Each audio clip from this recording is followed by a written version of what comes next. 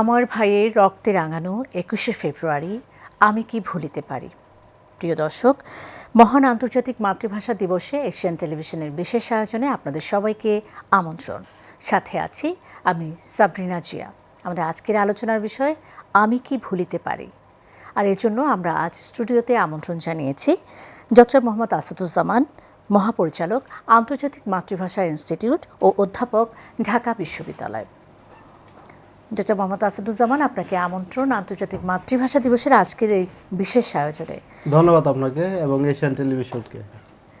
প্রিয় দর্শক, এই পুরো আলোচনায় যাবার আগে আমরা শুরুতেই একটি কবিতা শুনে আসব। কবিতাটি হচ্ছে ২১, লিখেছেন দাউদ হায়দার এবং আবৃত্তি করেছেন শিরিন বিথি। এই ঘাস, এই মাটির বুকে আস্তে করে পা রেখো। এখানে আমার ভাই বরকত, সালাম আর আসাদেরা শুয়ে আছে। ওরা ব্যথা পাবে, ডুকরে কেঁদে উঠবে। এই নরম মাটিতে আস্তে করে পা ফেলো। আমার ভাইয়ের রক্তে এ বাংলা এখনো ভেজা স্যাঁতসেঁতে। এ মাটি রাত্রি দিন কেঁদে কেঁদে প্রার্থনা করে বিধাতার কাছে, আমার মায়ের ভাষা মুখ থেকে কেড়ে নিতে দেব না, দেব না। এই মাটির বুকে কিংবা বাতাসে কান পেতে শোনো, রাত্রির বেহালার করুণ সুরের মতো নীরবতা কাঁদছে যেন। আর বুলেটের ঘায়ে কোথাও রক্ত ঝরছে, আর কোথাও একটু রা শব্দ নেই, শুধু জননী পাখিগুলো কাঁদছে। চেয়ে দেখো রাজপথে দুরন্ত রক্তের স্রোত, পুলিশের লাশ গাড়ির অক্লান্ত মহড়া। মা আমার বস্তির কুড়ে ঘর থেকে শাড়ির আঁচলে মুখ ঢেকে চেয়ে দেখছেন তার আদুরে ছেলেরাই বারবার ঋত অধিকার ফেরাবার সংগ্রামে মিশে যায় এ মাটির বুকে কেমন হাসি মুখে। আমরা আলোচনায় ফিরে যাচ্ছি। ডক্টর মোহাম্মদ আসাদুজ্জামান, আজকে তো আন্তর্জাতিক মাতৃভাষা দিবস এবং ২১শে ফেব্রুয়ারি। আপনি যেহেতু মাতৃভাষা ইনস্টিটিউটের সাথে সম্পৃক্ত, আমি সেই সম্পর্কিত কিছু প্রশ্নই আপনার কাছে করব। এই বিশেষ দিনটিতে আপনাদের কি আয়োজন ছিল? আজকে ২১ তারিখ আমাদের ভাষা শহীদ যারা হয়েছে ১৯৫২ সালের, তাদের বিদেহী আত্মার মাগফিরাত কামনা করছি। একই সাথে ১৯৭১ এবং ২০২৪ সালে যারা আত্মাহুতি দিয়েছেন এই দেশের জন্য শোষণমুক্ত সমাজ গড়ার প্রতি, তাদের প্রতি আমাদের কৃতজ্ঞতা এবং তাদের বিদেহী আত্মার মাগফিরাত কামনা করছে। আমাদের ঠিকই বলেছেন, আন্তর্জাতিক মাতৃভাষা ইনস্টিটিউট যেহেতু ভাষা নিয়ে কাজ করে, পৃথিবীর ৭,০০০-এর বেশি ভাষা আছে, সেই সব ভাষার সুরক্ষা দেওয়া এবং ভাষার যে উন্নয়ন পরিকল্পনা সেইগুলোই করে থাকি। এরই ধারাবাহিকতা আমরা বিভিন্ন কাজকর্ম করে থাকি। তার মধ্যে আজকে যেহেতু ২১ তারিখ, আজকে আমাদের ৪ দিনের অনুষ্ঠানমালা আজকে থেকে শুরু হলো। আজকে আমাদের এই অনুষ্ঠানে প্রধানত সব অনুষ্ঠানে এসেছেন এর আগে সরকার প্রধান, অর্থাৎ প্রধানমন্ত্রী বা প্রধান উপদেষ্টা যিনি ছিলেন, তারাই এসেছেন। এবার যেহেতু প্রেক্ষাপট খুবই ভিন্ন ছিল, মাত্র কয়েকদিন আগে এই সরকার দায়িত্ব নিলেন, সময় দিতে পারেনি সরকার প্রধান, এই জন্য আমাদের শিক্ষামন্ত্রী এসেছিলেন এবং অনুষ্ঠানের উদ্বোধন ঘোষণা করে দিয়ে গেলেন। এখানে আমি একটু বলতে চাই যে আন্তর্জাতিক মাতৃভাষা ইনস্টিটিউট থেকে আমরা সমস্ত বাংলাদেশে 10টি অঞ্চলে আমরা লিঙ্গুইস্টিক অলিম্পিয়াড করেছিলাম। আচ্ছা, এটি হলো যে ভাষা, যেমন ম্যাথমেটিক্স অলিম্পিয়াড বা রসায়নের অলিম্পিয়াড হয়, বিভিন্ন ধরনের অলিম্পিয়াড তো আমাদের আছে, কিন্তু লিঙ্গুইস্টিক অলিম্পিয়াড আন্তর্জাতিক মাতৃভাষা ইনস্টিটিউটের নতুন ধারণা। এবার আমরা দেশ জুড়ে করেছিলাম। প্রত্যেকটা অঞ্চল থেকে 2টো ক্যাটাগরিতে আমরা 10-20 জন করে পরীক্ষা নিয়ে নির্বাচন করে তারপরে ঢাকায় ওরা চূড়ান্তভাবে পরীক্ষা দিয়েছে। সেখানে এই যে সারা বাংলাদেশে যে কোমলমতি শিক্ষার্থীদের মধ্যে এই যে ভাষার সম্পর্কে যে তাদের বোধ এবং ভাষা প্রেম জাগ্রত করা আসলে মূল লক্ষ্য। যে শুধু আমার ভাষা নয়, আরও তো ভাষা আছে, সেই ভাষাগুলো সম্পর্কে গুরুত্ব দিতে হবে। বিভিন্ন রকমের ভাষা আছে, এই ভাষাগুলো সংরক্ষণের ক্ষেত্রে আন্তর্জাতিক মাতৃভাষা ইনস্টিটিউট কী ধরনের পদক্ষেপ নেয়? আমি প্রথম উত্তর দিয়ে শেষ করি, তারপরে এটা আসছি। সেটি হলো এই যে ভাষার প্রতি যে ভাষাপ্রেম বোধ জাগ্রত করা, এটি আন্তর্জাতিক মাতৃভাষা ইনস্টিটিউটের মূল লক্ষ্য, এবং এরই একটা অংশ হিসেবে আমরা সমস্ত বাংলাদেশে লিঙ্গুইস্টিক উইকের সম্পাদন করেছিলাম। জাতীয়ভাবে যারা পরীক্ষায় প্রথম, দ্বিতীয়, তৃতীয় স্থান অধিকার করেছে তারা আজকে প্রধান অতিথির কাছ থেকে পুরস্কার নিলেন, এবং এই তিনজন 6জন দুটো ক্যাটাগরিতে, এই 6 জন রোমানিয়াতে এবার আন্তর্জাতিক লিঙ্গুইস্টিক অলিম্পিয়াড অনুষ্ঠিত হবে, সেখানে অংশগ্রহণ করতে পারবে। আজকে তাদেরকে আমরা বাংলাদেশে, মানে এই দেশে যারা দেশের মধ্যে সেরা হয়েছে তাদেরকে আমরা পুরস্কৃত করলাম। এটিও আমাদের কাজের অংশ ছিল। আমাদের, আপনি যেমনটা বলছিলেন যে কী কাজ করি আমরা 21-তে, 22 তারিখে আমাদের ইন্টারন্যাশনাল সেমিনার আছে, সেখানে দেশে বিদেশের পণ্ডিত যারা তারা এ বিষয় নিয়ে প্রবন্ধ উপস্থাপন করবেন, আলোচনা করবেন। এর মধ্য দিয়ে আমরা হয়তো প্রশ্ন এবং উত্তর এবং একটা প্ল্যানিং করতে পারবো ভাষা সম্পর্কে। 23 তারিখে আমাদের জাতীয় পর্যায়ে যে জাতীয় সেমিনার সেটি অনুষ্ঠিত হবে। 24 তারিখে আমাদের চিত্রাঙ্কন প্রতিযোগিতা আছে। এর মধ্যে আবার আমাদের ওই প্রাঙ্গণেই ভাষা মেলা হবে, সেটিও শুরু হবে আগামীকাল থেকে। এভাবে আমাদের 4 দিনের যে অনুষ্ঠানমালা, এটি আজকে আমাদের প্রধান অতিথি মাননীয় শিক্ষামন্ত্রী উদ্বোধন করে গেলেন। আর আপনি দ্বিতীয় প্রশ্ন যেটা করলেন যে আন্তর্জাতিক মাতৃভাষা ইনস্টিটিউট ভাষা সংরক্ষণগুলো কতদূর করছে বা কিভাবে করছে, আমি 1.5 বছর যাবৎ দায়িত্ব নিয়েছি। নেওয়ার পরে আন্তর্জাতিক মাতৃভাষা ইনস্টিটিউট থেকে ভাষার সংরক্ষণ এবং ভাষার যে উন্নয়ন, সেই বিষয়গুলো নিয়ে কাজ করছি সমস্ত বাংলাদেশে। আমি এই ভাষা কোথায় কী অবস্থায় আছে সেটিও দেখেছি। একটি বিষয় হলো যে বাংলা সহ বাংলাদেশে 41টি ভাষা আছে, এর মধ্যে 40টি ভাষাই কিন্তু ক্ষুদ্র নৃগোষ্ঠী এবং 14টি ভাষাই হচ্ছে বিপন্ন তাদের। এই ভাষাগুলো প্রধানত সিলেট এবং পার্বত্য চট্টগ্রাম এলাকায়। এই ভাষাগুলোর এমন অবস্থায় অবতীর্ণ হয়েছে, আগামী কয়েক বছরের মধ্যেই হয়তো হারিয়ে যাবে, কারণ মানে অবশ্যম্ভাবী হয়েছে। আমার জীবন্তর আজকে একটা আমার লেখা আছে এই হিসেবে যে ভাষার মৃত্যু অনিবার্য, মানে রেগ মির্চা একটা ভাষা আছে, ওই ভাষাকে ই করে লিখেছে আমি। তার খাড়িয়া একটা ভাষা আছে, এই ধরনের ভাষা একেবারে আসলে হারিয়ে যাবে, কারণ খাড়িয়া জনগোষ্ঠীর মাত্র 4 জন অনর্গল কথা বলতে পারে, কারণ তারা এই প্রজন্ম এই ভাষাটা এখন ব্যবহার করছে না, কারণ তারা বুঝেও না, বলতে পারে না, সংজ্ঞাপন করতে পারছে না কারোর সাথে। ওই 4 জন যারা, তাদের মৃত্যুর মধ্য দিয়ে এই ভাষাটি পৃথিবী থেকে হারিয়ে যাবে। আমরা সেক্ষেত্রে এই ভাষাটি রক্ষা করার জন্য ওই সম্প্রদায়ের মধ্যে প্রশিক্ষণের ব্যবস্থা করেছি, তারপর সংরক্ষণ করছি, ভাষা উপাত্ত নিয়ে আসছি, এবং সর্বশেষে বই আমরা বের করে ওই সংস্কৃতির মাঝে ছড়িয়ে দেব। এই ধরনের বিভিন্ন ধরনের আমাদের পরিকল্পনা আছে, কিন্তু একটি ভাষাকে তখনই রক্ষা করা যাবে আমরা যে কাজগুলো করছি এর পাশাপাশি ওই জনগোষ্ঠীকেও আসলে ভাষা সম্পর্কে সচেতন হতে হবে।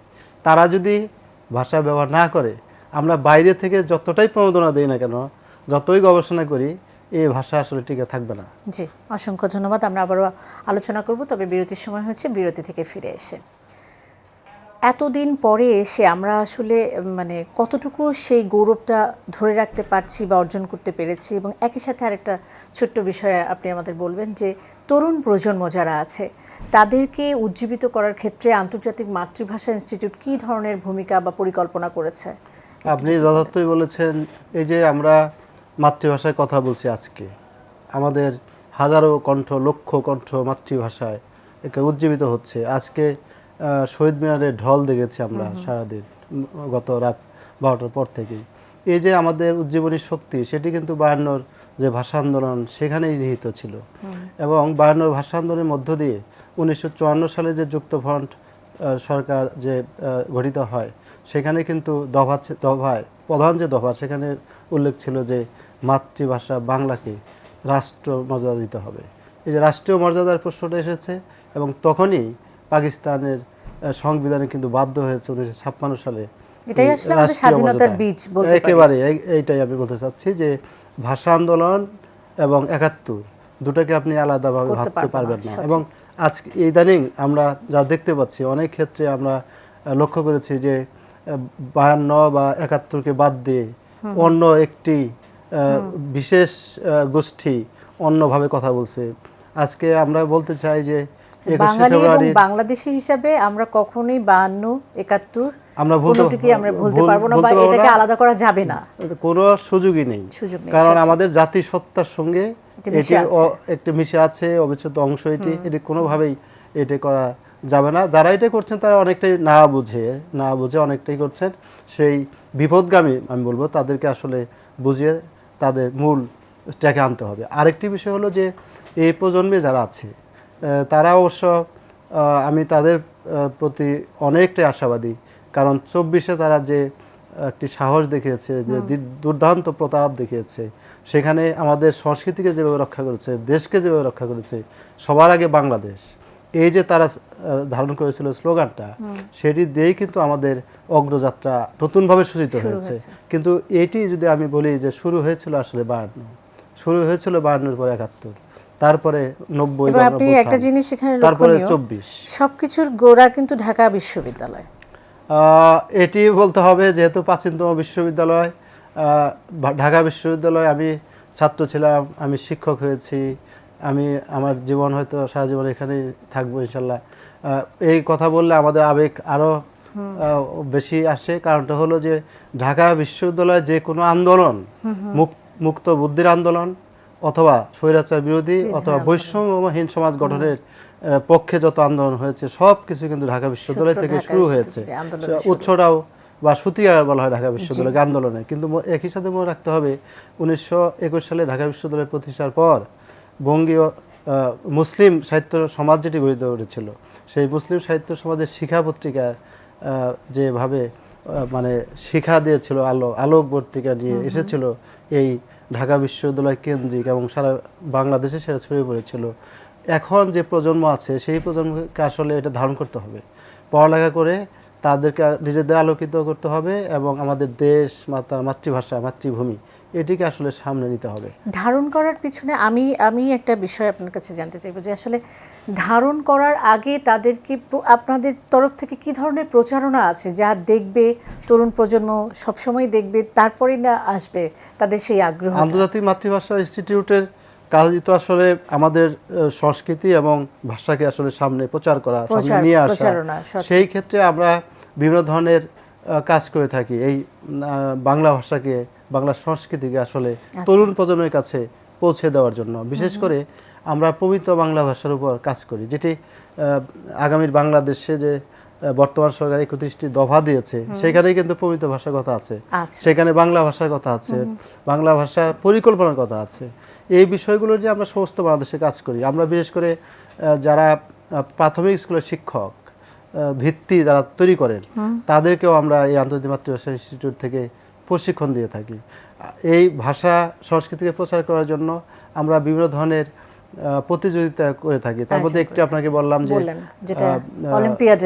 লিঙ্গুইস্টিক অলিম্পিয়াড, যেটা এটি সমস্ত বাংলাদেশে একটি বড় আয়োজন আমাদের আছে।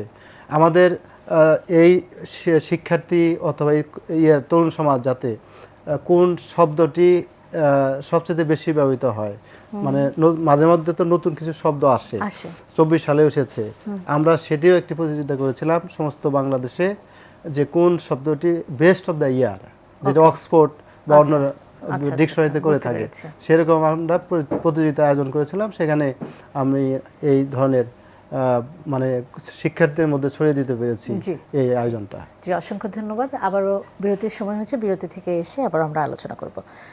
আপনাদের কাছে আমি একবারে শেষের দিকে চলে এসেছি। আরেকটা বিষয় জানতে চাই, যে আন্তর্জাতিক মাতৃভাষা সর্বস্তরে যে বাংলা ভাষা আমাদের প্রচলনের কথা রয়েছে, সেটা আমরা কতটুকু সফল হতে পেরেছি?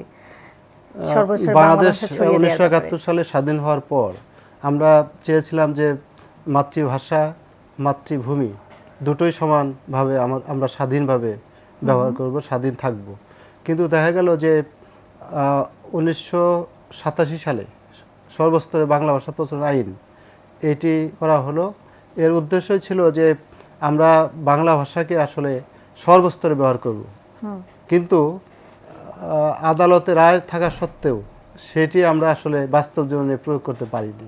আমরা যখন বিভিন্ন টিভি চ্যানেলের নাম দেখি, আমরা যখন বিভিন্ন প্রকাশনার নাম দেখি, অথবা কোনো কোনো স্থাপনার নাম দেখি, বাড়ি ঘরের নাম দেখি, সর্বক্ষেত্রে দোকানপাট সর্বক্ষেত্রে কিন্তু ইংরেজি বা অন্য ভাষার আধিপত্য। এটি আসলে কোনো ক্রমে কাম্য নয়, এটি নিয়ম আছে আমাদের। রাষ্ট্রীয়ভাবে তো নিয়ম আপনি যেটা করা আছে, বললেন বাংলাও লেখা 87 থাকে। সালে যে নিয়মটা, সেখানে পরিষ্কার লেখা আছে যদি এই আইন কেউ ভঙ্গ করে, অমান্য করে, শাস্তির বিধানও আছে। কিন্তু ভাষা তো আসলে আইন দিয়ে শাস্তি দিয়ে প্রয়োগ করা যাবে না। এটা আমরা আসলে যারা ধারণ ভাষা করার ব্যবহার ব্যাপার করি রয়েছে। তাদেরকে ধারণ করতে হবে, তাদেরকে বাস্তব জীবনে প্রয়োগ করতে হবে। এটি যদি না হয় তাহলে হবে না। ভাষা প্রেম থাকতে হবে, জি। তাহলে এটি সম্ভব। আরেকটা বিষয় জানতে চাইছি, তো এখন না কিন্তু আমরা দেখি যে একটা জেনারেশন আছে যারা বাংলিশ মানে বাংলা এবং ইংলিশের ইংরেজি মিলে কথা মাঝামাঝি বলে। কিছু কথা বলে, সেটাকে আপনারা কিভাবে দেখেন এবং এটা পরিবর্তনের কোনো মানে আপনারা কি ধরনের প্রচারণা করেন এটা বিমুখ হওয়ার জন্য? না, প্রথম কথা হচ্ছে যে এটি যে বর্তমানেই আছে তা নয়। আমরা সেই 20 শতকেও দেখেছি একচ্ছত্র ইংরেজির ব্যবহার, বাংলা এবং ইংরেজি কোনটাই বোঝা যাচ্ছে না, একটি বাক্যে অর্ধেক ইংলিশ অর্ধেক বাংলা, এরকম তো ছিল। সেটি আগের থেকেই ছিল, কিন্তু বর্তমানে হয়েছে আমাদের গণমাধ্যম এবং কিছু সামাজিক যে মাধ্যম আছে, সেই মাধ্যমগুলোতে আসলে বাংলা ভাষার অযাচিত ব্যবহার আমি বলবো, সেই ব্যবহারটা আসলে বাংলা ভাষার গতিকে ক্ষুণ্ণ করে অনেক ক্ষেত্রে। আমি বলবো যে এই প্রজন্ম যারা বাংলা ভাষা ব্যবহার করেন তারা অবশ্যই আমাদের বাংলা ভাষাটা প্রমিতভাবে ব্যবহার মানে করবেন, সেই ক্ষেত্রে শুদ্ধভাবে ব্যবহার করবেন। জি, বুঝতে পেরেছি। সেই ক্ষেত্রে ইনস্টিটিউট কি ধরনের পদক্ষেপ নেয় বা সেক্ষেত্রে পরিকল্পনা করে আন্তর্জাতিক তাদের? মাতৃভাষা ইনস্টিটিউট সচেতনতামূলক বিভিন্ন অনুষ্ঠান আমরা সমস্ত বাংলাদেশে করে থাকি, আচ্ছা। এবং এই শিক্ষার্থীদেরকে পবিত্র বাংলা ভাষায় লেখা এবং বলার উদ্বুদ্ধকরণে আমরা বিভিন্ন প্রশিক্ষণও দিয়ে থাকি। আচ্ছা। একই সাথে আমরা রচনা প্রতিযোগিতা আয়োজন করে থাকি সমস্ত বাংলাদেশে।